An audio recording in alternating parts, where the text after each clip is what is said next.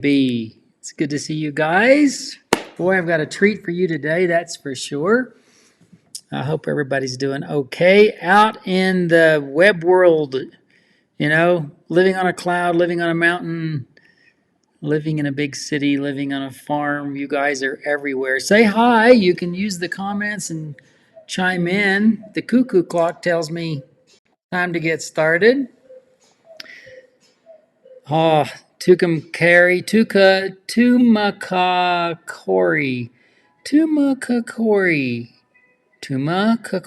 Arizona. It's not so cool on the mountain today. We got some heat going on as well. I understand there's heat everywhere. And there's Miss Gigi and Linda.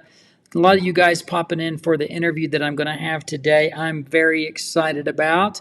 I cannot wait to just let you see what I, came across. And I think you're going to be gobsmacked. I hope even right now as you're popping in that you will just plan to stick with it, even if you have to leave it running while listen while you work or something. That would be just great. The other thing is, I want to just let you know on the front, and I will remind you again at the end, that of course I'm coming to you on various places, YouTube and Facebook and so forth. The Quilt Show, we like to do these lives, and so thequiltshow.com. And many of you are our family members. We love having you as part of our team. And I just wanted to let you know that Patty Freed is our current episode on the Quilt Show. If you wanted to go watch that, that is going to be a fun show. And in that show, I do 2 segments where I'm talking about using my long arm and designing my own digitized designs. So if that is even fascinating to you as well, then please come check that out. And Patty shows you how to put motion and emotion into your quilting designs. So we have a good show for you. And then also for you guys on Saturday. On Saturday, Dee Christopher is doing her Saturday sampler. And this week is the second week, the final week, because it's a 2-episode thing on using indigo. Now, there is a kit at thequiltshow.com that you can get for that if you want to participate, and Dee can give you all that information. But that is a fun thing that happens on Saturdays. And you guys remember, even this is recorded, so if you can't watch it live, you can always come back and watch a little bit later. So, we're popping in some of the links that you will want down in the comment section. So definitely check those out if you're interested. Now, today I am not going to spend a lot of time on the front end of just chatting. I want to get into my interview with Nick Jarrett. Nick is a new kid on the block, and I really am inspired by his story, and I hope that you are too. Now, when we come back, I want you to, because I'm going to go to the interview, so I'm going to step away, let you watch the interview. But during the interview, if you've got questions, comments, things that you would like to pipe in and chime in about, please put those in, because it helps us know how to communicate to you, and it gives our guests some feedback. So please definitely just interact with us as we move through this. Now, I had a great time talking with Nick. I would say that I've probably only known about him 4 or 5 weeks, not very long at all. And in that time, we've had a few conversations, and I wanted to share his story with you. I think that you will be inspired. I really, truly do. Breath of fresh air. So let's get right into it. This is Nick Jarrett. Hey, everybody. I am so excited to introduce you to a new quilter. When I say new quilter, this quilter has been quilting for maybe 2 years. We'll learn more about the specifics, but OMG, what this person has done. His name is Nick Jarrett, and Nick, I am super excited to introduce you to the quilting world through the Quilt Show. How you doing today? I'm doing good. Thank you. So I'm really excited to kind of get to know you a little bit better. I know that you're sitting in front of the quilt, right? A pretty important quilt. I'm just going to go here and let you just tell everybody, first of all, look at all the ribbons hanging on this quilt. But let's just spill the beans about this quilt because people really want to know immediately that before we get into anything else. So just tell us a little bit about the quilt. Well, where do I start?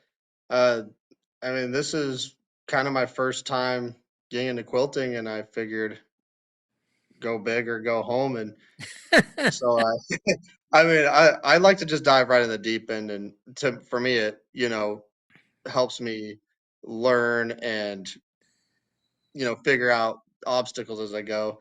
So I just chose something challenging. Yeah, it chose something challenging. So was it a pattern that you followed?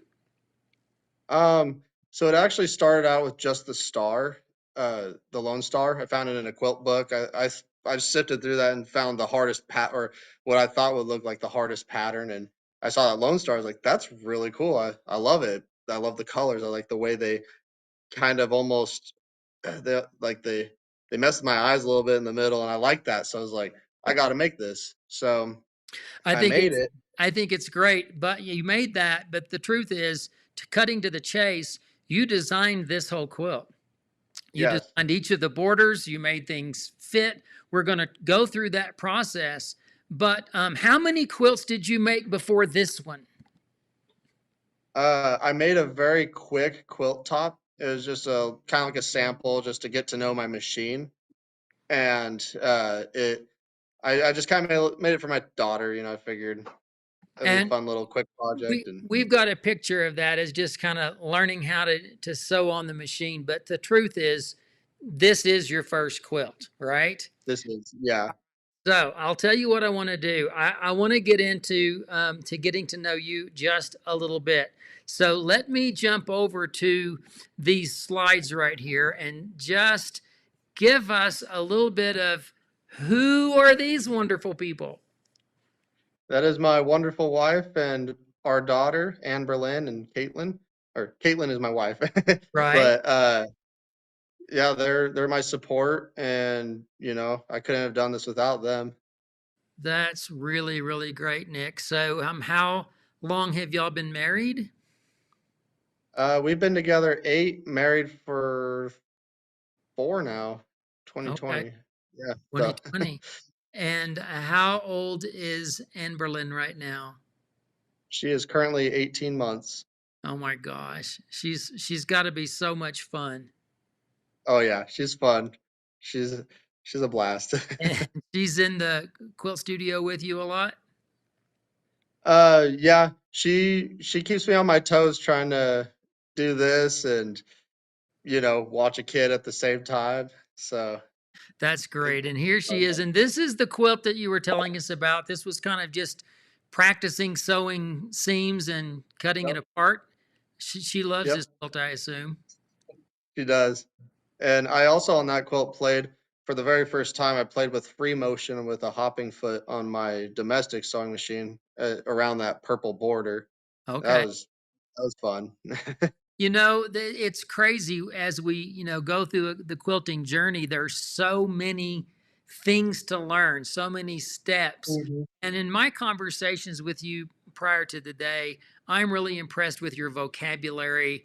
I'm not sure how you came up with, learning everything, but I am interested in knowing that. So, what's the story there? What's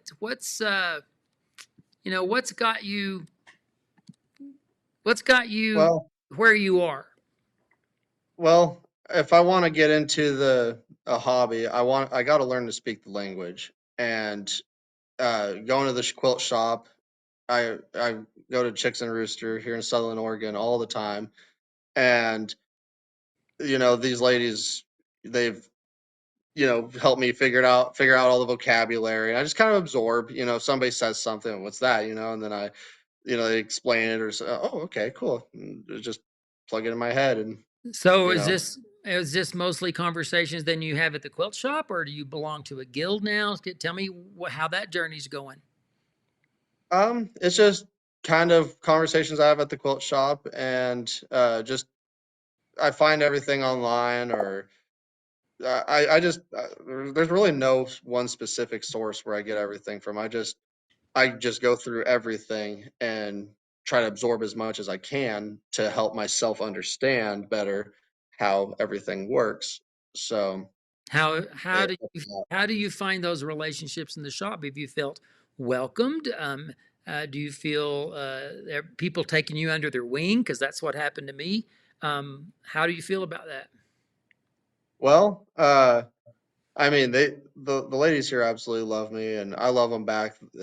There's a sense of almost like a family in this shop, and I absolutely love that about it. And like when I brought this star in, all it was just the star, and it had nothing else on it. And I these ladies were just like, "You got to keep adding on to it," you know. And so that's when I begun my journey to add on to it because I was just dabbling, I was playing. I didn't have a plan to build this. I I just wanted to build that star, and Well, let's talk about building that star, okay? Let's get to here because this looks relatively familiar to a lot of people that have done a Lone Star where you make strip sets and that's mhm, what you did and you cross cut them on the 45. Am I right with yep, that? But you guys, I yep. want you to take a peek at this because this is where the quilters will go, "Oh my gosh." Um, how did you take that journey into piecing perfection because your seams match and in this case the seams are pressed open?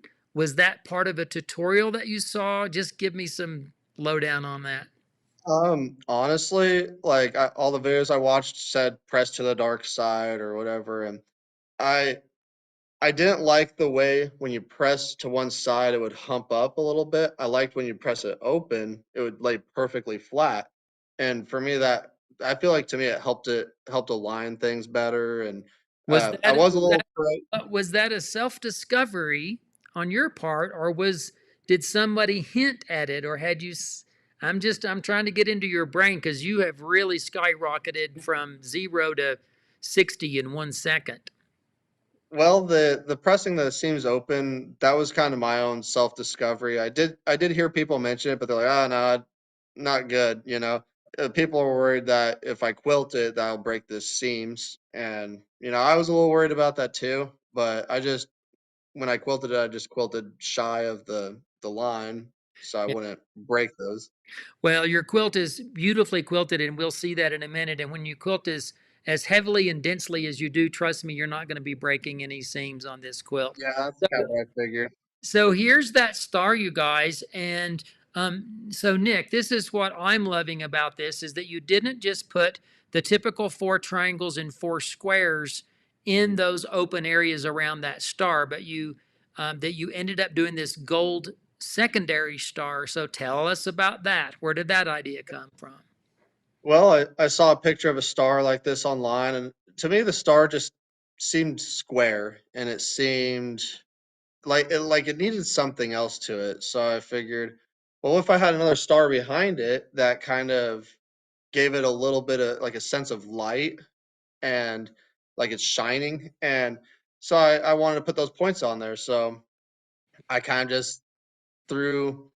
Uh, there really was no math to this part other than the length of the point, and I just tossed some fabric together and uh, made a template so I could repeat it, yeah, evenly around. And So yeah, I'm loving this, and because you've shared these with me, and I've had so much fun dissecting. I have to go to this next picture, you guys, and then I'm going to come back. I want you to see the. Oh, sorry, we got to get here right because yep, Amberlyn is in the picture. You're yep, auditioning some fabrics, but you guys, I want you to pay attention to this the next border that's been added outside that bluey gray, which is a cream, but notice how the star points are tucking into that border. Let's go back because here, that's not there. And then here, you have this little stroke of genius where the star points cut through into that border. And I think you have a story that I've not heard about that. yeah. There is a story behind that. Uh, that's one of my Bob Ross happy accident moments. I made those squares fit perfectly in that triangle, and I realized very quickly if I sew them in there, those points are going to be sticking out. So I kind of like was like, man, now what do I do? I can't remake these points. So I figured, well, I'll just take some extra fabric that I had from the center of that star, and I just slapped them on the sides and lined them all up, and then it kind of had this cool effect where it looks like the stars on top of the border, and I one of Nick, my favorite little details. Nick, can I just tell you, Nick, that that is like advanced quilting, not even in regular college. That's like master's degree stuff. So you to be able to just on your own float those points into a border is pretty darn impressive as far as I'm concerned. So Thank you. fun job. All right. So now it's like the quilt is begging to get bigger and you don't have a pattern. So tell us about Yep. this because this is the start of another border. So I found, I believe it was on Pinterest, I found that twisted ribbon border, or it's just a block of twisted ribbons. Anyway, I thought it looked really cool, and I thought that might enhance my quilt. And I thought, well, now how do I make this? So I kind of reverse engineered it, kind of saw the blocks, but then I was like, there's no way I'm piecing that together. That's going to be insane. So I went online to see if there's like a little cheat way to do it, kind of like how I did the star with the strip piecing. Right. Right. So I found this YouTube tutorial that showed how you make this quilt, that quilt block right there. And then you chop it up into little pieces at a Mhm. 45, and you get this twisted ribbon that just comes out of nowhere. And depending on where you chop it out, depends on the direction of the ribbon twist. Because you'll notice the ribbon changes directions as it twists Yeah. around. Yeah.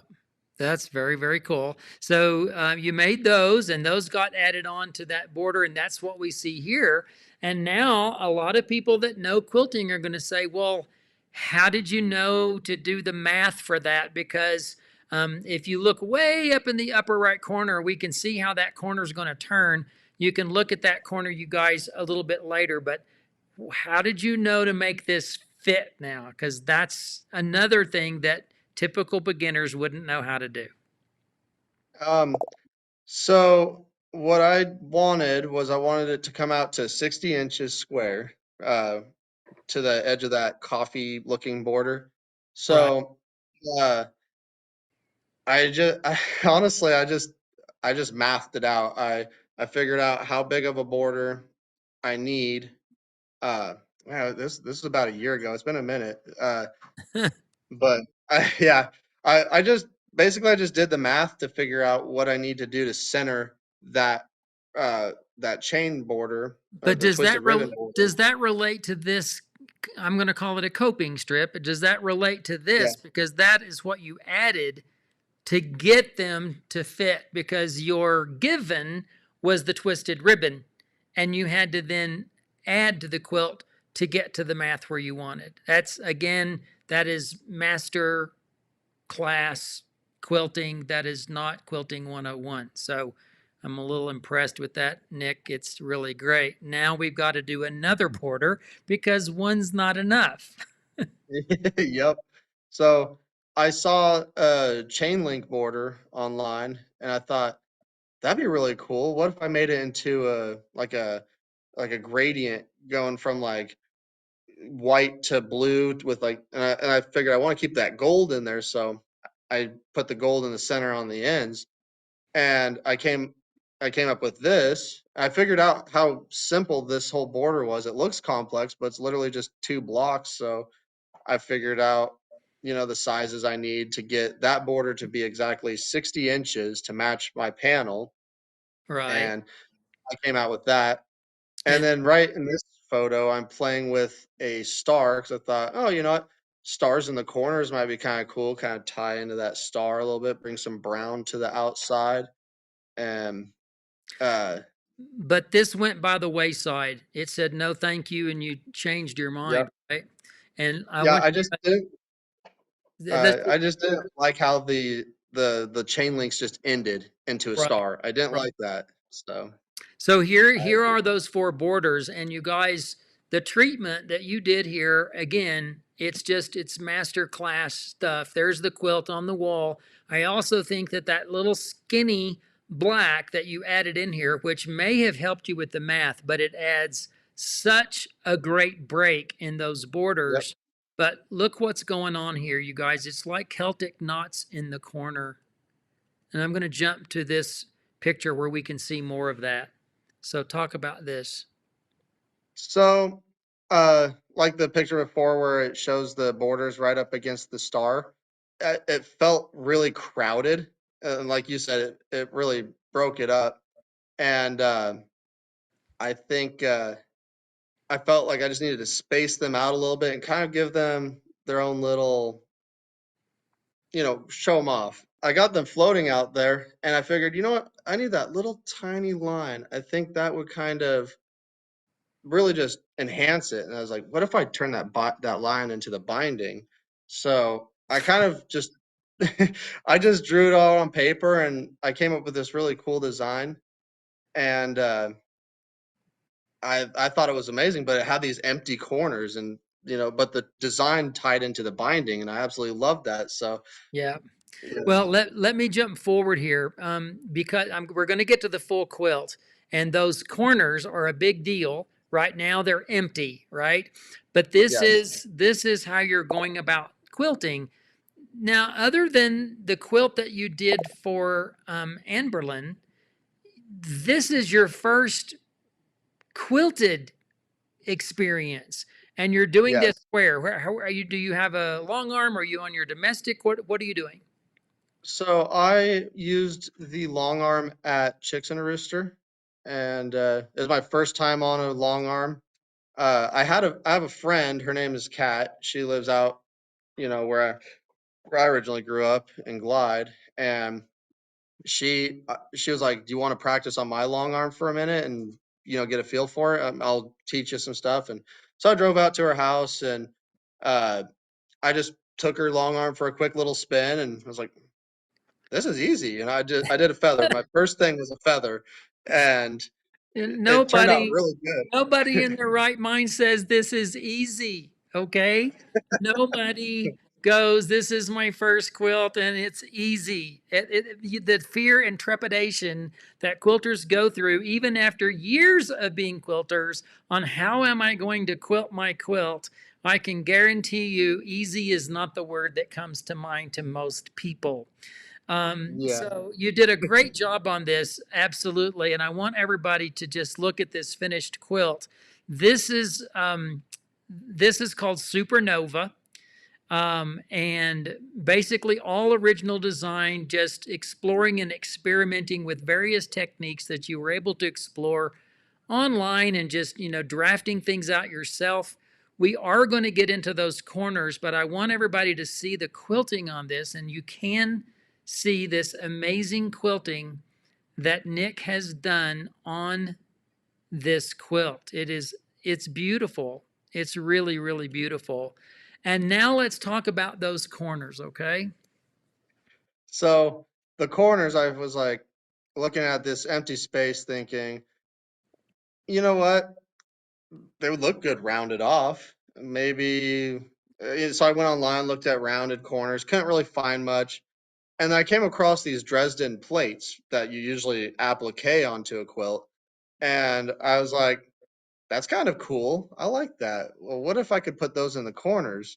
So I my friend Kat, she actually suggested this idea to me, was to basically build pot holders and then just hand stitch them into the binding. 'Cause I was trying to figure out, I wanted that binding, like I was dead set on getting that binding to tie into that blue line that goes around the quilt. And I couldn't, I just couldn't bring myself to making that part of the pattern. It had to be part of the quilt, or a separate thing. And so anyway, so I made these pot holders essentially, just using your typical way of making Dresden fans, except for I layered two on top of each other and sewed it together. And then I had these little holes that I needed to fill. So I just sewed that on there. I figured if I fold a piece of fabric in half and I sew it on, and then I hand stitch it shut, pull it tight, and then use that thread that I got left over and sew it in there.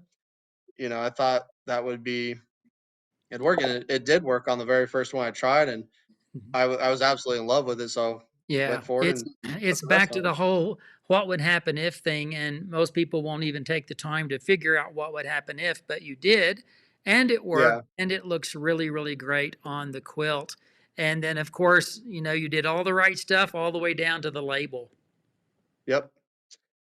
Yeah, that picture was actually taken before I got the Dresden fan on there because you can actually see the fans from both sides of the quilt, which I think is kind of a neat little Right. touch. That's great. So here again, everybody, is Supernova by Nick Jarrett, and this is basically, essentially, your first quilt. And you entered it into the show. Tell us about the show. So the ladies at the quilt shop were egging me on, like, you got to get it on in the quilt shop. I'm like, okay. So uh, I just entered it. I talked to Kat, who helped me figure out how to get it in. Like, I've never done this before, so she walked me through that. I got in there, and uh, my goal was, like, I pushed hard to get this thing in that show. I have a very terrible track record of finishing projects, so I pushed myself hard on this thing and got it done. And the the show just was amazing. It was such a good turnout. Everybody had such positive things to say about it, and as I came by and just was a fly on the wall. I just wanted to see what people's reactions to my hard work was, and people would just walk straight to it and just look at it, and it just gave me this, such a happy, feeling. And I ended up winning 4 ribbons at the show. It started out with just two. I got the President's Choice, the Quilters Guild President's Choice, and the first place ribbon. And it was first place in the beginners category, of course. But then the next day, a sponsors ribbon popped up on there, that little white one. And on the final day, I had won the viewer's choice. So I couldn't believe it. I was like, I think I'm gonna get one ribbon. I wasn't in it for the ribbon. I just wanted to show off my hard work and let Sure. people appreciate it, and Well, maybe get some critiques. I know we're all appreciating it. We definitely are. And congratulations on a Thank you. great start, because we've chatted. You and I have chatted a little bit now, and I know that this is a passion for you. You're wanting to blaze your own trail. You're like a little mirror of me. I was obsessed with quilting when I Oh yeah. started, and I didn't want to eat, sleep. I didn't want to tend to other responsibilities. I mean, you just find that you just want to quilt, quilt, quilt. I'm just going to go through some images relatively quick here so people can see some other things that you've been doing.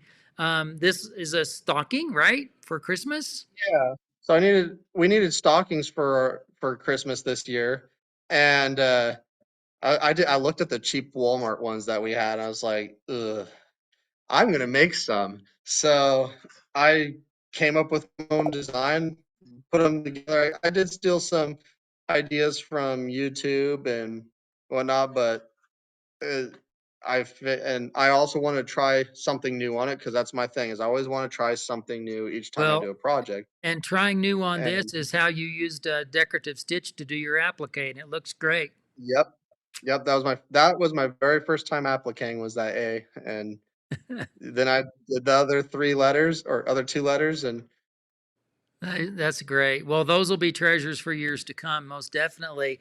And now I understand that you're in kind of a round robin group, but it's row by row by row. So this is your starter, because I assume that everybody's passing it to the next person. Tell us about this. so the desert block or desert row that I did was my row. Uh, I wanted to do something crazy. I wanted to give the ladies a challenge.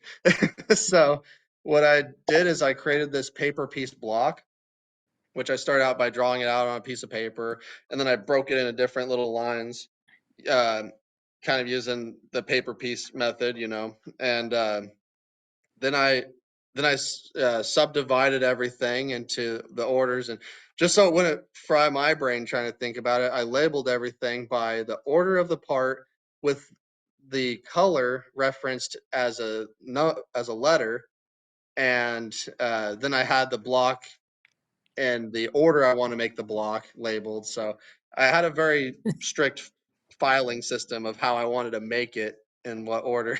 So You know, and again, this is for people to do this, and I mean, I know I'm bragging on you. I know that, but it's well deserved, Nick. Um, a lot of people would go, "Oh, this is a pattern I can do that somebody else has already drafted out and designed," but no, you're going to draft it and design it. And the fact that your brain already functions that way to create these wonderful divisions, and this is your row that you submitted for that yep, challenge, right? And I'm looking forward to seeing what everybody else adds, and I have a feeling that you not only gave them a challenge, but hopefully you haven't intimidated them. You're telling them, let's, make it happen. But I love all of these. This is one of the other projects, and I know you explained to me, but I'm just going to say to everybody, Nick did the middle and top portions of this one. That's right, the middle and the top. yeah, Okay. yep, And then a little kind of an inset pleated part on that one. And then this is the block that you did for the top row and the flying geese. And this was about color, right? yeah. This one I was trying to just match the colors, but I did not want to use any of the fabrics that were previously used. So for me, I just picked a simple block or a fun block, and so I made those, and I was crunched on time, so I just made some flying geese for the middle, I'm just for the little just simple crunched on stuff. time. I'm just crunched on time. And now you've got EQ8, right, for Yep, designing, and you're diving into that deep end of the pool. I am. Fabulous. And those are the blocks. This is a really good Yep, use of those fabrics. thank And you. yeah, just really, really fun. And now you're trying to get into curves, and you and I have been talking about curves a little bit. So I'm not surprised that you're dipping your toe into the world of curves. Yeah, I saw those trees and they were paper pieced blocks, and I was just looking at those like, I've already done this on two of the other rows because those star blocks were also paper pieced. But I looked at those trees and was like, I got to do something different. So I drew that up and using the methods that I've been learning from you, and it's working really well. I whipped that up in probably about an hour, I think, and that's where I'm at currently. Oh, that is great. Well, I am really excited to see your spirit, your enthusiasm. You're obviously gifted at this and talented. Tell me a little bit about the family experience. What even got you to want to quilt? Period. Where did that come from? Well, my wife, she really wanted to, get into a hobby, and I was like, well, what about sewing? That's something I've always wanted to do too. Maybe I could figure it out and teach you along the way as I go. And uh, of course, I absorbed it really quick and just started blazing my own trail. I have left her in the dust. I feel bad, but I'm working with her now to, try to help her out with that. And I kind of want to, you know, do activities like that together with the family. And uh, but for now, she's really just been supporting me like crazy. And my daughter, she's Are they she's here? distracted, but Are they yeah, there? they're here. Okay, yeah, bring them Yep. over. Come over here, you guys. I want to meet you. Am Amberlynn, hey, Timberland. come here, come Hi, Caitlin. here. Is she She's been playing shy? with the sewing stuff over There there. you are. Hi, you guys. How are you? Doing good. So, Caitlin, I mean, are you jealous or proud of Nick? What's the deal there? Both, I would say, because I'm he always outshines me in everything, but I'm very happy that he's found something that keeps him happy and occupied and keeps him out of trouble. Yeah, it will Yeah. definitely will keep us out of trouble. Well, I'm excited to see what your journey is going to be as well in quilting. And I know that it's really kind of cool that you both have an interest in that And it's just I don't know. It's family is always first, and it's not a competition. I mean, to be honest, you're both going to find your own path. And oh, look what you've got there, Amberlyn. Amberlyn, Oh, what have you got? Show the quilt. I know we saw it earlier. She yep, loves She loves that quilt. yep. I gotta my take it everywhere. It's getting loved to death, so that's that all that I'm fabulous. happy about. Tell us where you are. You've mentioned Southern Oregon, but be more specific. Where's home and where's the shop and all that? So I live in Sutherland, Oregon. Between It's Eugene and Roseburg. yeah, it's between Eugene and Roseburg. Uh, but I was born and raised in Glide, which is just 30, 40 minutes. Well, from Yeah, Roseburg it's about 30. If you yeah, take the shortcut way, it's about 20. yeah. Depends on how fast you drive. But it's not very far from here is where I grew up, and I got a job at Aranco, and where we manufacture septic tanks, and so that brought me here to Sutherland, where we bought a house and started Oh, raising our family, and and yeah, it's Caitlin, are you working? Yes, I And work at one of the local medical offices as a medical biller, but I'm working on getting my license to be a coder. oh, wonderful. And where's the quilt shop? So give them a shout. so the quilt shop, Chicks and a Rooster Quilting, is here in Sutherland, Oregon. Pam's over there cheering. It's about 3 minutes away from the house. Yeah, it's like right down the street from our house, so it Oh, that's is. dangerous. That is It's dangerous. very dangerous. Well, listen, Nick, I'm going to say goodbye. Caitlin as well. You guys, we will visit again, and I will be looking forward to seeing the progress on your journey because I know it's going to do very well. And I know that the people that are watching are truly, they're going to be wishing you the best and cheering you on as well. And maybe on one of those next visits, we'll also have to have Caitlin show off one of her quilts. I'm So gonna we have have her at make least a couple. one. All right, you guys, thank you both. It's been great chatting. Thank you, Nick. Thank you so much. It was nice talking with you. Thanks for the chat. Nice talking with you too. Take care. Bye bye. All right, you too. Bye. Bye. So there you go. It's just amazing to me, and I am being very honest.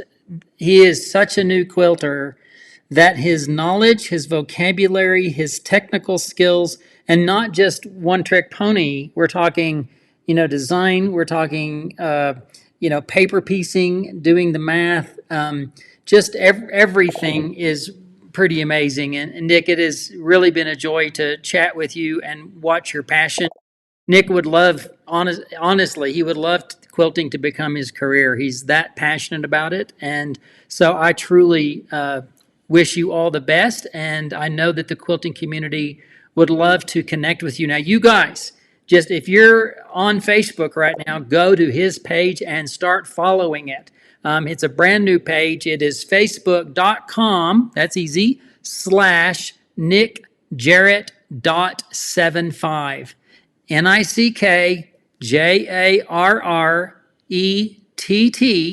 NickJarrett.75 on Facebook. And you can follow him and follow his journey. I think all of us will enjoy watching the ground floor of a creative mind and really hope that for years to come we will see nothing but great things from Nick.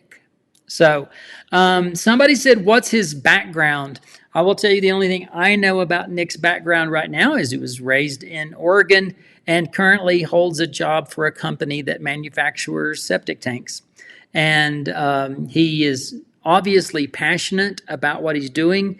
Recently, in our conversations, he found a used or reclaimed sewing cabinet so that he could get his workspace set up a little bit better. He's made an ironing station that should be a little more helpful. He's raised his tables a bit so that he's not bending over a little bit. So he's working on all of that.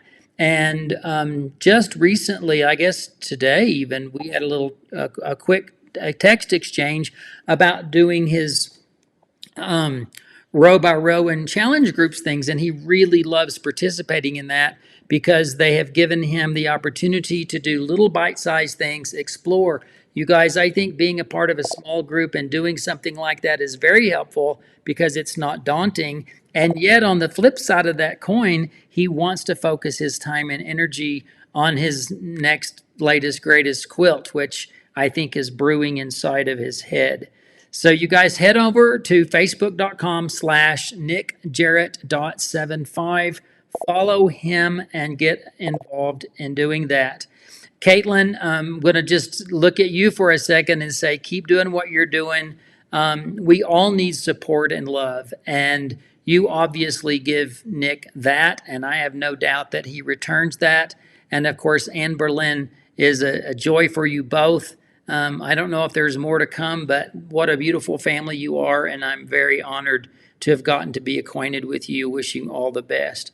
Anita says, 1,000 cheers for Nick. He really inspired me, who is just beginning to learn all about this wonderful world of quilting. Anita, we're sending our good wishes to you as you learn.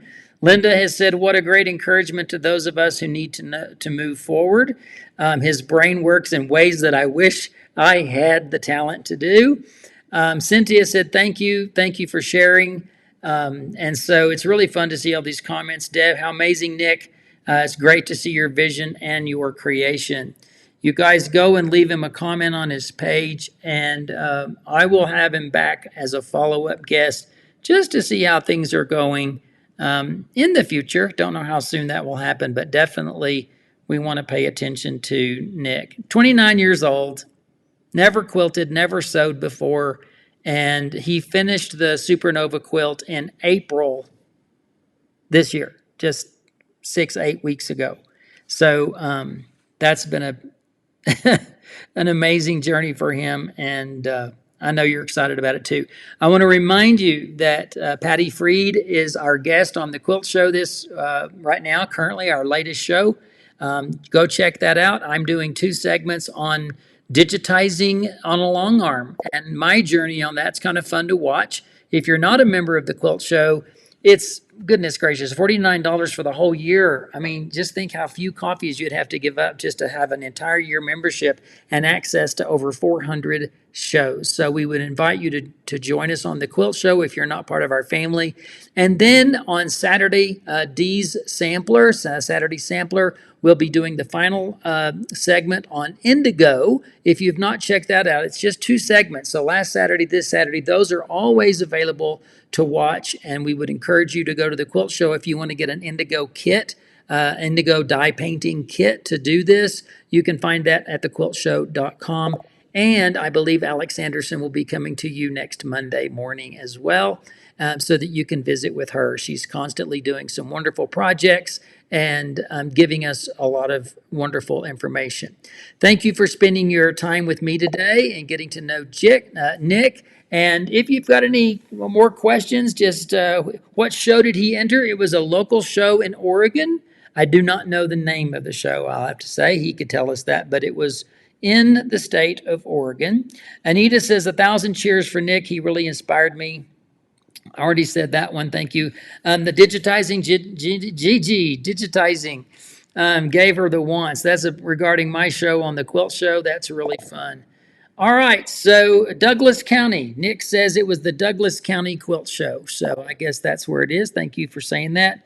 Umpqua Valley. So the Umpqua Valley Quilt Show in Douglas County, Oregon was the show that Nick was at. And so thank you for answering that question. Hey, Nick's in the wings right now. If you got any questions, I am happy to push them his way. Nick, what were you doing prior to the job that you've got? Can you type that in pretty fast while other questions might be coming in?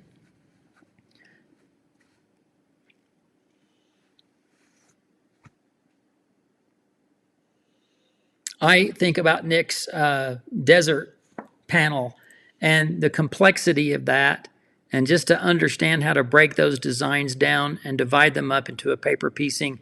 You do realize, quilters, that people would do lessons and lessons and study to learn how to do that. And Nick is just, it's kind of like a duck taking to water. Paul says maybe not having a lot of quilting knowledge helped him just go for it. When I started quilting, I was an island. I did not know any quilters. I did not know any rules. I could do anything. And I always tell my students in my lectures, ignorance is bliss. If you don't know you're messing up, you're just having a good time. The crazy thing is that Nick didn't kind of do just kind of a shabby, let's get it together. It is amazing workmanship that people strive to do for years. Nick says that Arinco was his first and current job. I worked from cleaning fiberglass molds to being a machinist. So, yeah, but your quilting brain is going great, Nick, and I won't be surprised if you'll have an amazing journey in the future with that. Ellen says his quilt is so beautiful, looking forward to seeing many more. Michelle says, thank you, Ricky, great show. All right, you guys, without further ado, I'm going to say goodbye and hope you are having a great rest of your week. I look forward to seeing you next time.